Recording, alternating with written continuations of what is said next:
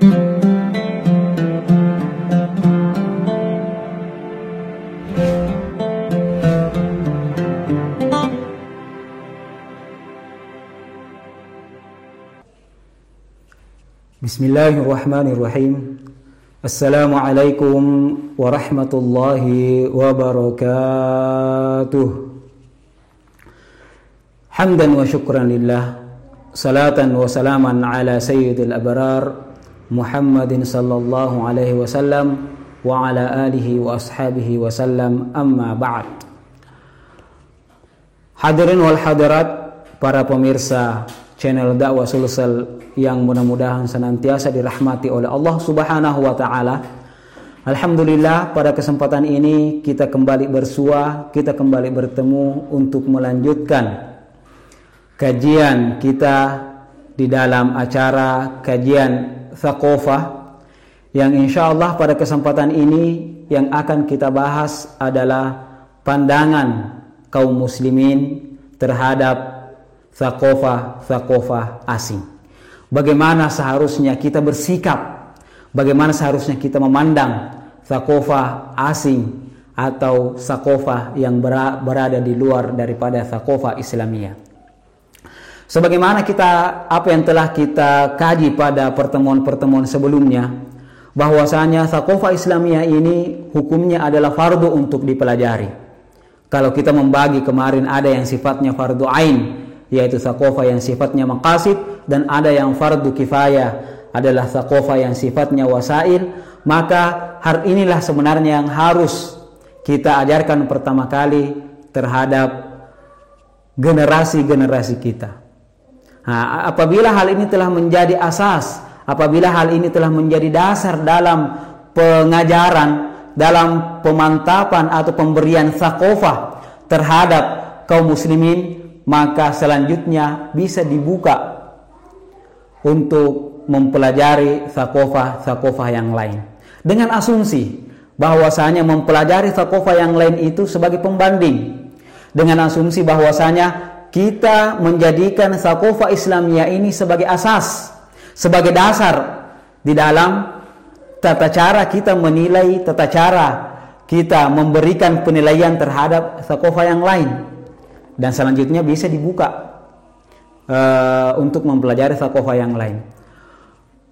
Kaum muslimin pada zaman dahulu, mereka terlebih dahulu memberikan pengajaran terhadap Thaqafah Islamiyah terhadap anak-anak mereka, terhadap generasi-generasi mereka. Kemudian setelah memberikan Thaqafah Islamiyah terhadap kaum atau terhadap generasi muslim pada saat itu, barulah mereka membuka pintu untuk membahas Thaqafah yang lain. Sehingga apa? Sehingga kepribadian muslim, syakhsiyah al-islamiyah, seorang muslim masih berada di tempat yang seharusnya. Artinya apa? Ketika orang mempelajari sesuatu dan itu dijadikan sebagai dasar dan dijadikan sebagai alat untuk mengukur, sebagai patron terhadap Thaqafah yang lain, maka kaum muslimin ini atau orang muslim yang mempelajari Thaqafah ajnabiyah atau Thaqafah asing ini tidak pernah ada di dalam benaknya untuk menjadikan Thaqafah tersebut sebagai al-mu'alijiyah atau sebagai hal yang ingin mereka ejawantakan, realisasikan dalam kehidupan mereka. Akan tetapi mereka mempelajarinya untuk apa? Supaya dapat mengetahui apa sih yang ada di dalam Thaqafah asing tersebut. Apakah dalam Islam sudah ada atau bagaimana agama Islam memberikan atau sikap yang diberikan di dalam orang yang memiliki Thaqafah Islamiyah. Kemudian ketika mempelajari, telah sampai pada setelah mempelajari Thaqafah asing ini, bagaimana seharusnya kita bersikap? Ini sebenarnya telah dicontohkan oleh para ulama-ulama kita dahulu. Ketika sampai pada masa Daulah Bani Umayyah dan Daulah Bani Abbasiyah, pada saat itu futuhat atau ekspansi kaum muslimin sudah melebar, sudah sampai di Persia, sudah sampai di Irak, di Syam, di Mesir, dan Afrika bagian utara, sudah sampai di sana.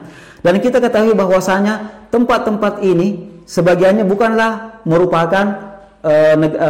merupakan negeri Arab, sehingga di dalamnya pasti ada sakofah ajnabi atau ada sakofah asing yang ada di dalamnya. Akan tetapi apakah sakofah tersebut memberikan pengaruh terhadap sakofah Islamiyah? Kita mengatakan tidak. Dan ada sebuah ungkapan-ungkapan yang sedikit mungkin mungkin tidak bisa kita terima, dengan mengatakan bahwasanya adanya Islam melakukan ekspansi, kemudian melakukan berasimilasi dengan tempat di mana orang muslimin telah melakukan futuhat, maka tempat tersebut memberikan pengaruh terhadap sakofah Islamiyah. Ini mungkin merupakan pemikiran yang terbalik. Karena kenapa? Karena justru sakofah Islamiyah lah yang memberikan pengaruh terhadap tempat-tempat yang dilakukan futuhat. Sehingga apa? Sehingga mereka semua nantinya dikatakan sebagai bahwa semuanya adalah al-ummatul Islamiyah. Kalau kita mengatakan mereka sebagai al-ummatul Islamiyah, berarti sakofah yang mereka emban setelahnya adalah sakofah Islamiyah, dan mereka mau tunduk terhadap pemikiran-pemikiran Islam. Nah, seperti itu. Makanya apa yang ada di negeri-negeri yang diekspansi ini, dibuka ini, kaum muslimin berusaha untuk membentengi diri dalam mempertahankan sakofah Islamiyahnya. Taruhlah kita ambil contoh, misalnya filsafat. Filsafat sudah ada pada abad-abad pertengahan, pada waktu terjadinya penerjemahan secara besar-besaran dari sakofah luar ke dalam bahasa Arab. Nah, dari filsafat yang ada ini, bagaimana sikap kaum muslimin pada saat itu? Kaum muslimin tidak serta-merta menerima filsafat di dalam kehidupan Islam. Akan tetapi kaum muslimin memberikan batasan bahwasanya di dalam Islam tata cara berpikir kita tidak sampai sebebas-bebasnya. Akan tetapi ada batasan-batasan yang tidak bisa kita lewati. Makanya muncullah yang namanya ilmu kalam. Itu merupakan reaksi dari kaum muslimin supaya apa? Supaya filsafat ini tidak memberikan pengaruh, akan tetapi kaum muslimin memberikan batasan, dan lahirlah yang namanya ilmu kalam. Nah, itulah yang menjadi reaksi kaum muslimin. Nah, makanya dengan ilmu kalam ini seharusnya ilmu kalam ini kita dudukkan di tempat di mana dia seharusnya berada.